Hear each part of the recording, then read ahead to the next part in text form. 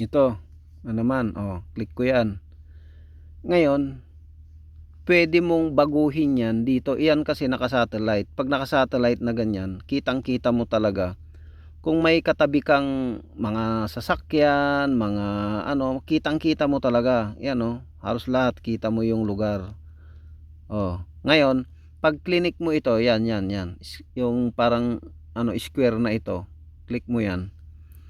Pwede kang mamili. Yung positioning ng mo, kung nakaganito siya, wala kang makikita. Ganyan lang ang nakikita mo. So, hindi mo makikita na may truck dyan, hindi mo makikita na may guhit ng kalsada dyan.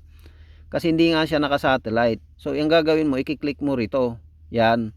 Lagay mo yan palagi sa satellite. Yan. Para makikita mo, yan may guhit pa. Halos lahat yan nakikita mo. Pwede nga makita mo yung langgam dyan eh. Yan ang ibig sabihin, pagkakaiba ng satellite at saka hindi naka-satellite. Ito, yan.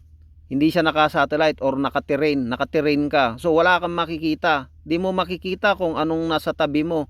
Di mo alam kung anong nandyan. May guhit ba yan? May ano ba dyan? Basta ganyan lang siya. Di mo alam na parking yan.